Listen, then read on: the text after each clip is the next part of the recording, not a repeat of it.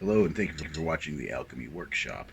In this video I'm going to show you how to do file pattern work on knife spines. Um, this is a really simple method. All you really need is two files, some kind of measuring device, and a sharpie. I've got a couple new blades, new designs I'm working on. I've just cut them out. This is all stock removal. And drill the pinholes. Do all that while the steel is annealed. Same with the filing.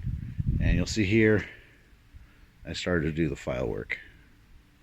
How well that picks up, I don't know. But sometimes I'll do it just along the spine.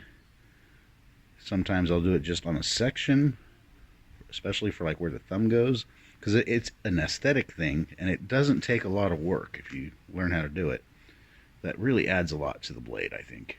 So it is aesthetic, but it also does serve a purpose. It kind of gives that thumb a bit of non-slip grip.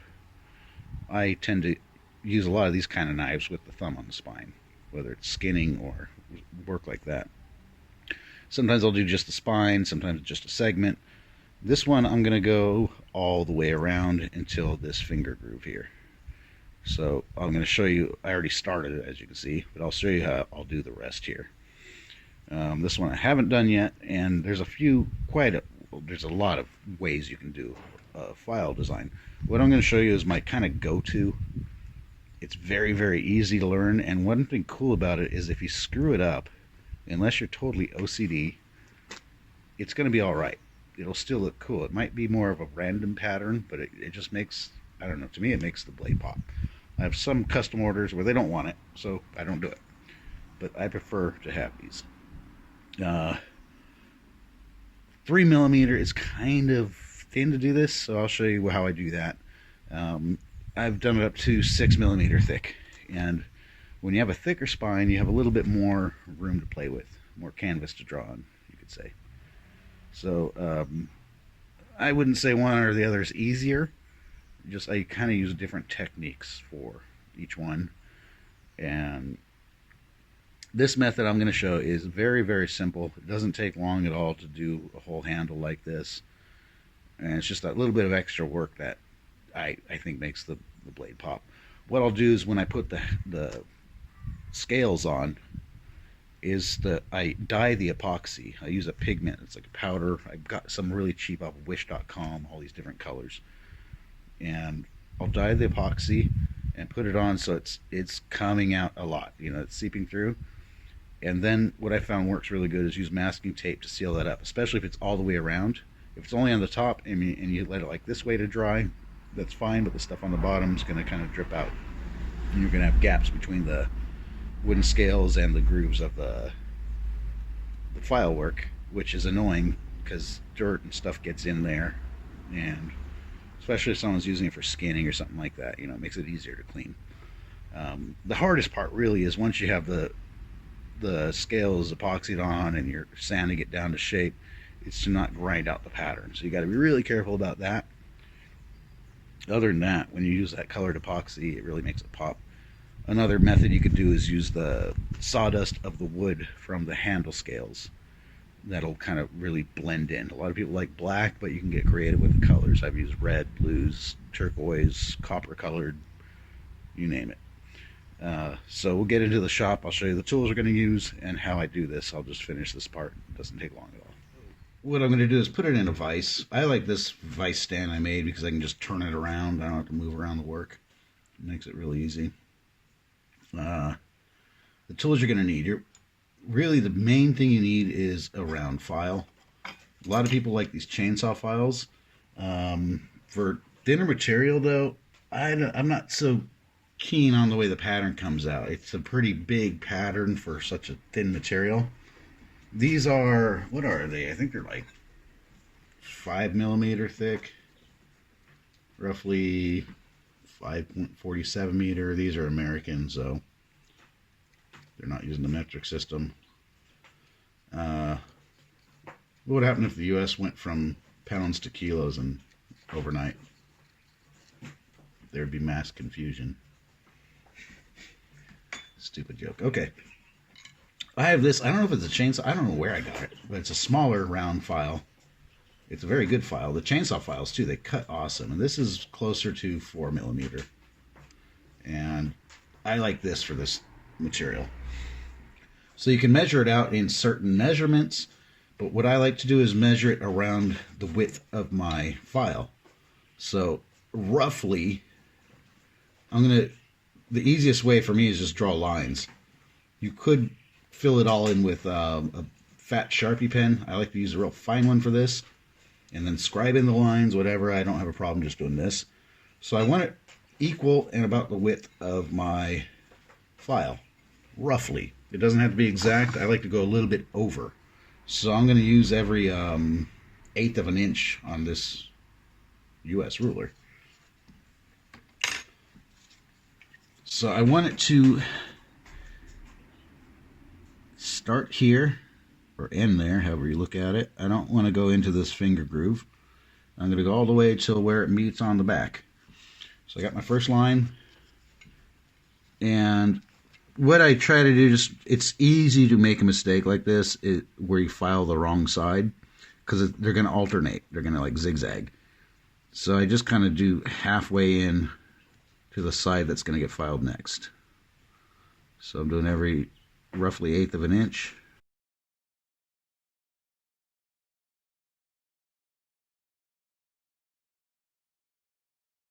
When it's a curved design, what I'll do is actually when I'm working up, I'll just move the file over so it doesn't go way off. It doesn't have to be super precise, because you're going to be working with angles and everything and kind of compensating as you go. That's how I do it.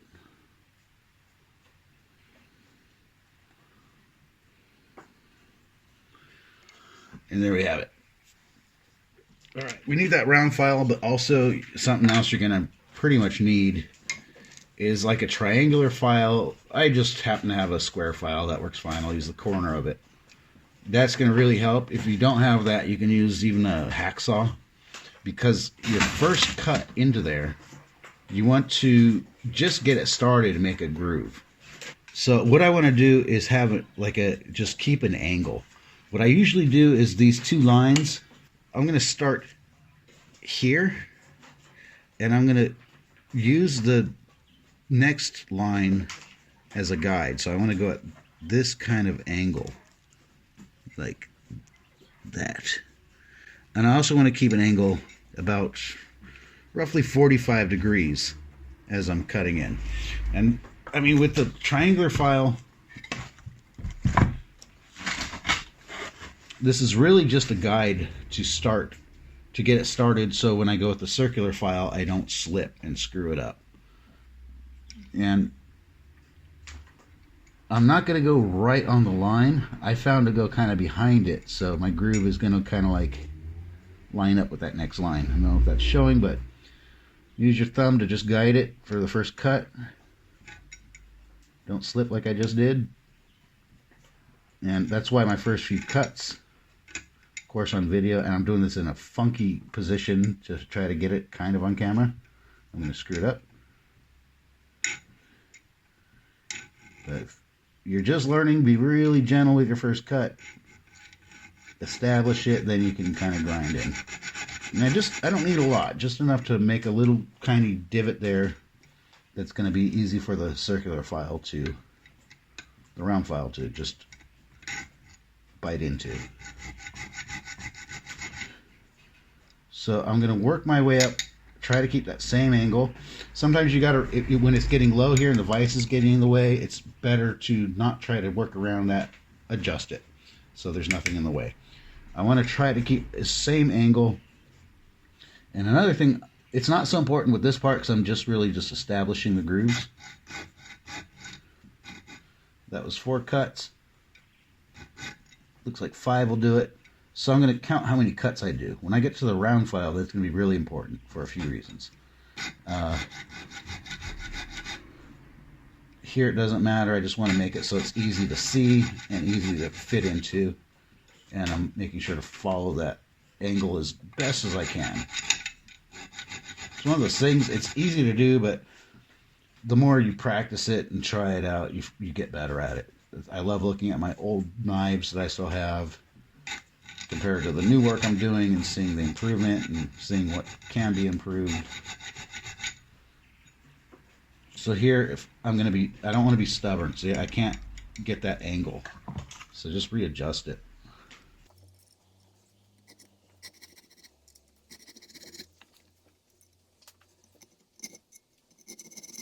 All right, this is where I love my vise setup. On the other side, I want to go the opposite direction. I'm going this way on the right side. This way I want to go this angle. So I just turn it around, and I'm doing the same exact angle. For me, it kind of helps with the muscular memory too, just to keep doing the same motion. Again, I'm going to use the lines of the next one to line up and get that angle.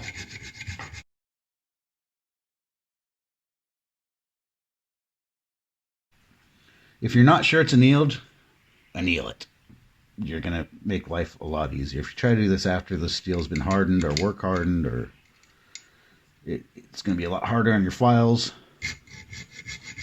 and a lot harder to do.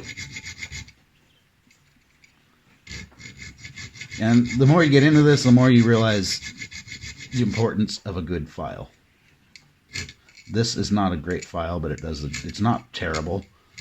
The chainsaw files are not that expensive, and those things cut really good. Alright, so I got my established cuts in, so I can go back with the round file. What I like to do is I'll use the same amount of pressure, the same amount of cuts when I go to that round file. That'll make them even. And I found so far on this I'm doing 6 cuts. It's going to vary for the angle, the pattern, and the thickness. If it's a thicker pattern or thicker piece of steel, another thing that can help is fill that all in with a Sharpie and draw a center line. And then you can try to kind of file into that center line. But normally, you'll see here, now this file is going to sit right into place of that groove. And the first one you go light on, because it's easy. If you slip it, it's going to round over that corner and not look as nice. So I'll do 1, 2, 3, 6 passes is working good for this. And it'll keep it pretty consistent. I'll use about the same amount of length and the same amount of pressure. And you can always go back and clean it up a bit if there's something that you didn't like. The main thing is just getting it started easy, then put more pressure. And try to maintain that angle. Here, the vise is going to get in the way a little bit, so instead of being stubborn and trying to just do it anyways, readjust. And if that'll kind of throw off your angle that you're working on, so I'll just use the last one to kind of find that angle again, roll it right over.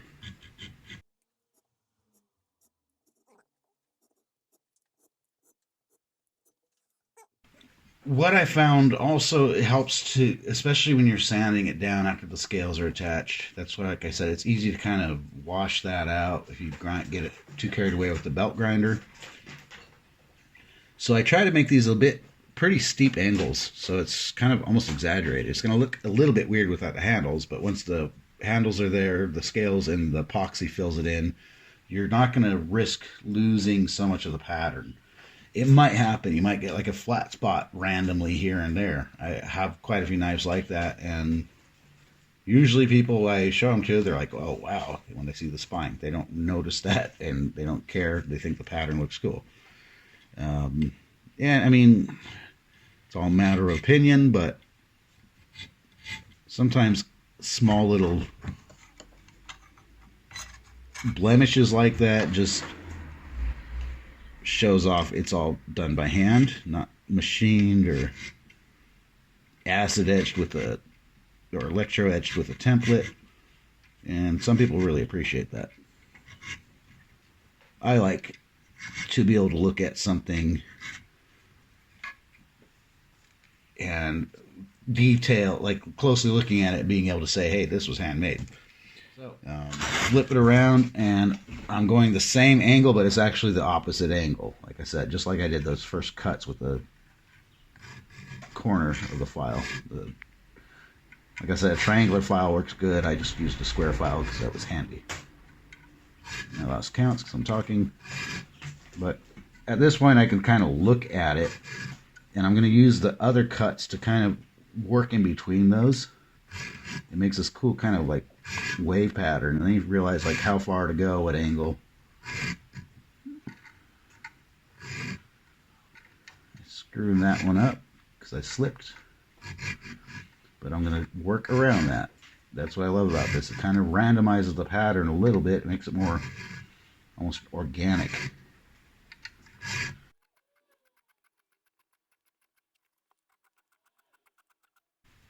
Alright, the lighting in here is not very good, especially for my eyes, but it looks good to me from now. I'm going to take this outside and show you the final kind of result. And that's always, there's a lot more I can still do if I want to get carried away with it.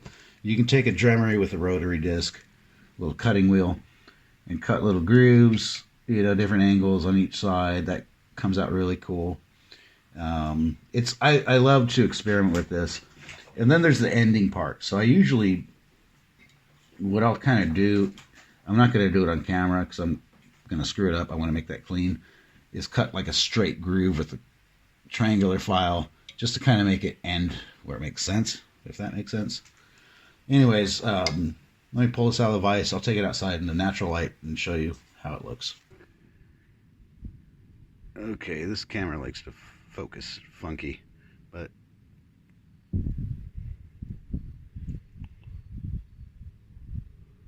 so there it is, the part I just filed.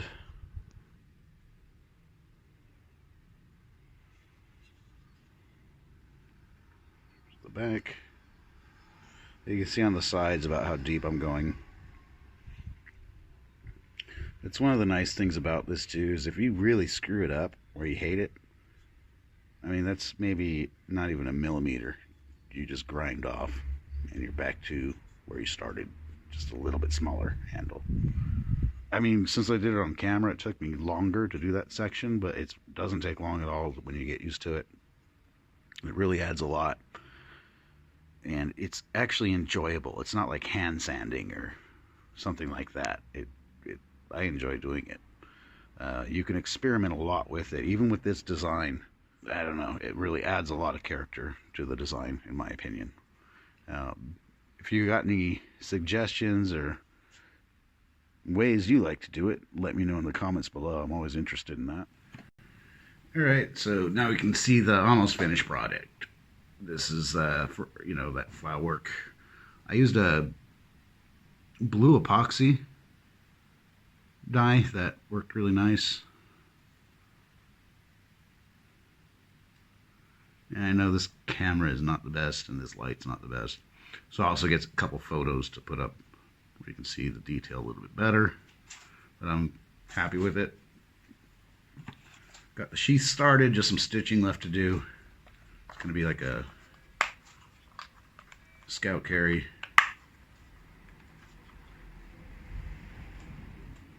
So I actually got quite a few sheaths I'm in the middle of working on.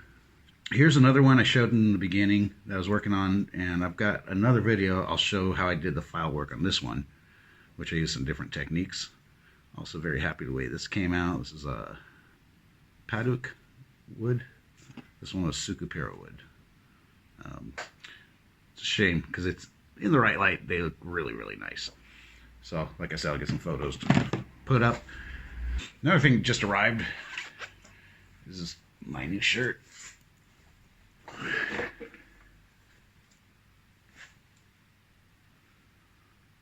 I came up with this design. My friend did all the work to put it together.